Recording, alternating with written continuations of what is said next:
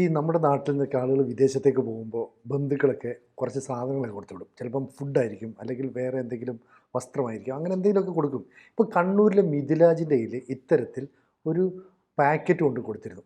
ആ പാക്കറ്റ് പാക്കറ്റല്ല, അച്ചാർ കൊടുത്തയച്ചു. അച്ചാറാണ്. ശരിക്കും പറഞ്ഞാൽ മിഥിലാജിനെ കൊടുക്കാനുള്ള ഒരു നീക്കം തന്നെ. മിഥിലാജിനെ കൊടുക്കാനല്ല, മിഥിലാജിനെ കൊല്ലാനായിരുന്നു. കാരണം സൗദി അറേബ്യ മയക്കുമരുന്ന് കൈവശം വെക്കുന്നത് ഏറ്റവും ഭീകരമായ കുറ്റമായി കണക്കാക്കുന്ന രാജ്യമാണ്. തലവെട്ടിക്കളയാണ്. ചെറിയ ശിക്ഷയല്ലേ? ചെറിയ ശിക്ഷയാണ്, തലവെട്ടിക്കളയും. മയക്കുമരുന്ന് കേസിൽ പിടിച്ചാൽ ഡ്രഗ്സിന് തലവെട്ട് ആണ് സൗദി അറേബ്യയിൽ ശിക്ഷ. നമ്മൾ MBSൻ്റെ രാജ്യമാണ് എന്നൊക്കെ പറഞ്ഞ് നമ്മൾ അഭിമാനിക്കാറുണ്ട്. പക്ഷെ അത് എനിക്ക് അതിനോട് യോജിപ്പില്ല. മയക്കുമരുന്ന് ഉപയോഗിക്കുന്നവന്മാർ, അത് എൻ്റെ വ്യാപാരം നടത്തുന്നവരൊക്കെ സാമൂഹ്യ വിരുദ്ധന്മാരാണ്, കൊല്ലുക തന്നെ വേണം. മുഹമ്മദ് ബിൻ സൽമാൻ ചെയ്യുന്നത് ശരിയാണെന്നുള്ള അഭിപ്രായം എനിക്കുള്ളത്. അത് ശരീഅത്തായതുകൊണ്ടാണെന്നൊന്നുമല്ല, അത് അങ്ങനെ തന്നെ വളരെ ഹാർഷായിട്ട് കൈകാര്യം ചെയ്യേണ്ട ഒന്നാണ് ഡ്രഗ്സിൻ്റെ വിവരം. പക്ഷേ ഇതൊരു വലിയ ചതിയാണ്. മിഥിലാജ് എന്നുള്ള ചെറുപ്പക്കാരൻ, അയാൾ കണ്ണൂർ ചക്കരക്കൽ കണയന്നൂരുള്ള അയാളുടെ ഭാര്യ വീട്ടിൽ വന്നതാണ്. അയാളുടെ വീട്ടിലല്ല, ഭാര്യ വീട്ടിൽ വന്നു. അയാൾ സൗദി അറേബ്യക്ക് പോകാൻ പോവാണ്. അപ്പോൾ ഭാര്യ വീട്ടിൽ വന്നു, അയാൾ പുറത്ത് പോയിരിക്കുകയായിരുന്നു. അപ്പോൾ അയൽവാസി, പേര് ശ്രദ്ധിക്കണം, അയൽവാസിയായ ജസീൻ വന്നിട്ട് പറഞ്ഞു, അതേ നിങ്ങളുടെ മരുമകൻ പോവില്ലേ, അപ്പോൾ ഒരു കാര്യം ചെയ്യും, ഞാനൊരു സാധനം തന്നേച്ചാൽ ഒന്ന് കൊണ്ടുപോകാം. ഒന്നുമില്ല, അച്ചാറാണ് എന്ന് പറഞ്ഞു. എന്നിട്ട് ചെറിയ പ്ലാസ്റ്റിക് കണ്ടെയ്നറിനകത്ത് അച്ചാർ കൊടുത്തു. ഇതിപ്പോൾ അവിടെ വസീം എന്ന് പറയുന്ന ഒരാൾ വന്ന് വാങ്ങും. വസീമിന് കൊടുത്താൽ മതി എന്നാണ് ജസീം ഏൽപ്പിക്കുന്നത്. എന്നിട്ട് മാത്രമല്ല, ഈ വസീം മിഥിലാജിന് മെസ്സേജ് അയച്ചു, നിങ്ങളവിടെ വരുമ്പോൾ പറഞ്ഞാൽ മതി കേട്ടോ, ഞാൻ വന്ന് വാങ്ങിച്ചോളാം, എൻ്റെ ലൊക്കേഷനൊക്കെ ഇന്നതാണെന്ന് അയച്ചു. അങ്ങനെ ഈ അച്ചാർ കൊണ്ട് ഏൽപ്പിച്ചു. ആ ഭാര്യാപിതാവിനെ ഏൽപ്പിച്ച്, കാരണം മിഥിലാജ് ഉണ്ടായിരുന്നില്ല. അച്ചാർ വാങ്ങി വീട്ടിൽ വെച്ച് കെട്ടിയപ്പോഴത്തേക്കും അച്ചാർ കൊടുത്തയക്കുമ്പോഴത്തേക്ക് അച്ചാറിന് പിന്നെ ലേബലൊന്നുമില്ല. അതുകൊണ്ടാണ് അദ്ദേഹത്തിന് സംശയം വന്നത്. ഞാൻ എൻ്റെ വീട്ടിലുണ്ടാക്കിയ അച്ചാറാണെന്ന് പറഞ്ഞ് ജസീൻ കൊണ്ട് കൊടുത്താൽ അദ്ദേഹം സംശയിക്കത്തില്ല. ഇത് ഞാൻ വാങ്ങിച്ച അച്ചാറാണെന്ന് പറയുകയും അതിന് ലേബൽ ഇല്ലാതിരിക്കുകയും ചെയ്തപ്പോൾ ഇത്തിരി സംശയാലുവായ ഭാര്യാപിതാവ് അച്ചാർ കുപ്പി തുറന്നു നോക്കിയപ്പോൾ 2 ചെറിയ പ്ലാസ്റ്റിക് കവർ അച്ചാറിന് അതുണ്ട്. അതിനകത്ത് ഒന്നിനകത്ത് അതിൻ്റെ അളവ് ശ്രദ്ധിക്കണം, MDMA 0.6 gram, hashish oil 3.4 gram. വളരെ ചെറിയ ക്വാണ്ടിറ്റി ഉള്ളൂ. പക്ഷേ MDMAക്ക് ചെറിയ ഗ്രാമിന് തന്നെ ഭയങ്കര വിലയാണ്. അതെ അതെ. ഹാഷിഷ് ഓയിലും വളരെ ചെറിയ ക്വാണ്ടിറ്റിയിലേ ഉള്ളൂ. അപ്പോൾ ഇതിനിടയ്ക്ക് ഈ ജസീൻ മിഥിലാജിന് മെസ്സേജ് അയച്ചു, ഞാൻ വീട്ടിൽ ഏൽപ്പിച്ചിട്ടുണ്ട്, അത് അവിടെ വസീമിന് കൊടുക്കണം, എന്നിട്ട് കൊടുക്കുമ്പോൾ നിങ്ങൾ പറയണം ശ്രീലാൽ തന്നയച്ചതാണെന്ന് പറയണം എന്നൊക്കെ പറഞ്ഞ് മെസ്സേജ് അയച്ചു. അപ്പോഴാണ് അമ്മായി അച്ഛൻ ഇത് പരിശോധിച്ചപ്പോൾ 2 സാധനം കണ്ടു. ആ കവർ കണ്ടപ്പോൾ കവറിനകത്ത് സാധനം കാണത്തില്ല. അപ്പോൾ പുള്ളിക്ക് ഡൗട്ട് അടിച്ചു. പുള്ളി ആലോചിച്ചു, സൗദി അറേബ്യ പോവുകയാണ്, അപ്പോൾ അതിനകത്ത് അച്ചാറിനകത്ത് എന്തോ സാധനം വെച്ചിരിക്കുന്നത്. എൻ്റെ ചെറുക്കൻ അവിടെ പോയി പിടിയിലായാൽ എൻ്റെ മോളുടെ ഭർത്താവിനെ നഷ്ടപ്പെടും.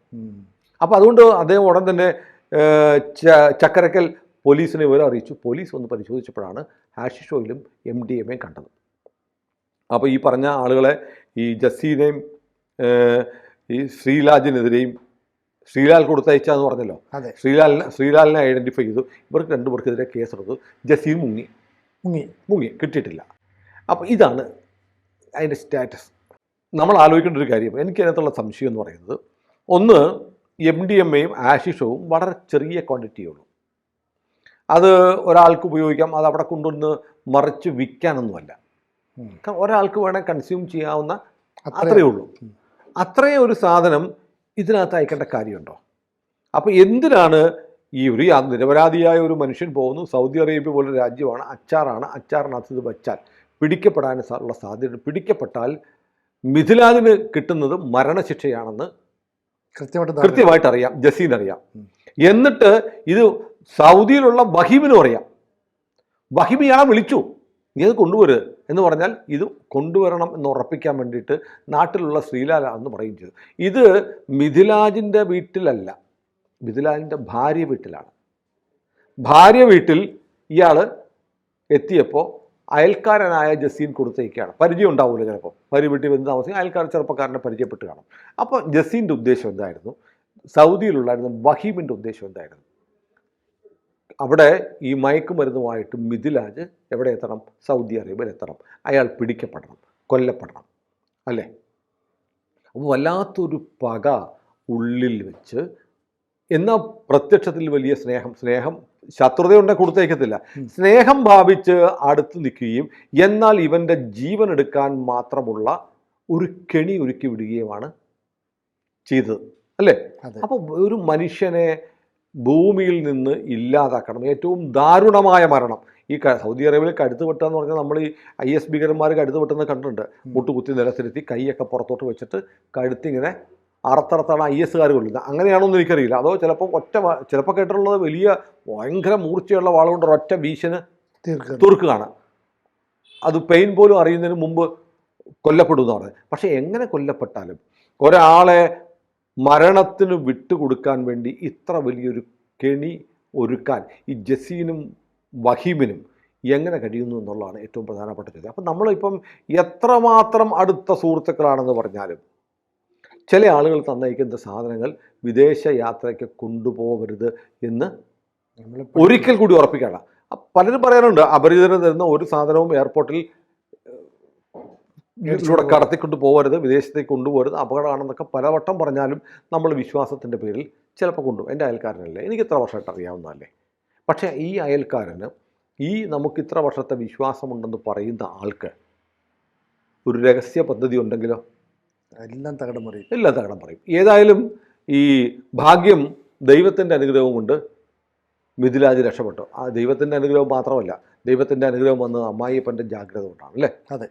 സാധാരണ അമ്മായി അച്ഛൻ എന്നൊക്കെ പറയുമ്പോൾ ഒരുപക്ഷെ ഇത്തിരി പ്രായമുള്ള ആളൊക്കെ ആണെങ്കിൽ മേടിച്ചങ്ങ് വെക്കത്തേ ഉള്ളൂ.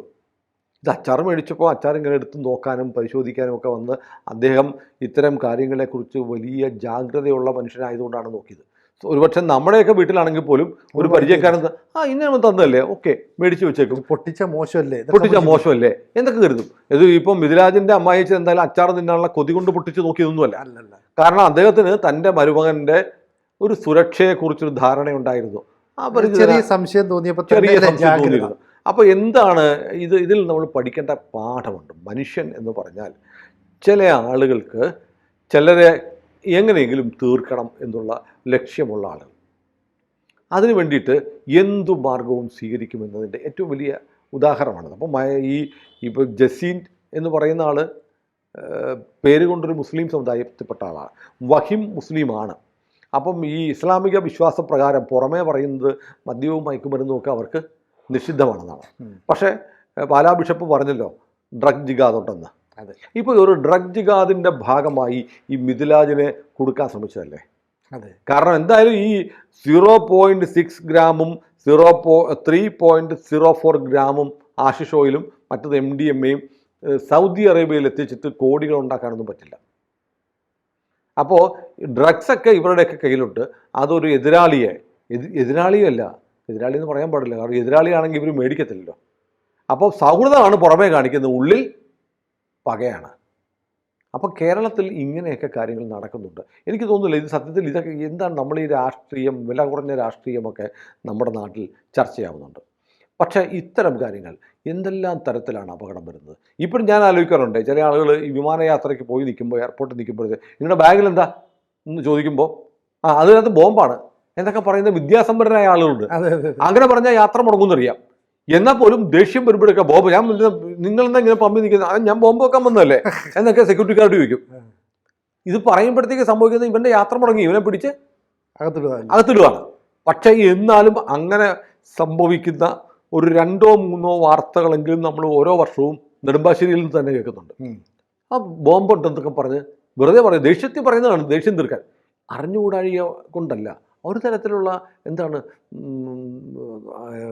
അഹങ്കാരം കൊണ്ട് പറയുകയാണ്. പക്ഷെ ഇതല്ലല്ലോ, ഇത് ഒരു മനുഷ്യനെ കുടുങ്ങിയാൽ അവൻ്റെ തല പോകുമെന്ന് ഉറപ്പുണ്ടായിട്ടും മിഥിലാജിനെ കൊല്ലാൻ വേണ്ടിയിട്ട് ജസീനും വഹീമും നടത്തിയ ഒരു ഗൂഢാലോചനയാണ് ഇപ്പോൾ പുറത്തു വന്നിരിക്കുന്നത്. അതുകൊണ്ട് തന്നെ ഇത് വലിയ ചർച്ചയുമാവുന്നില്ല.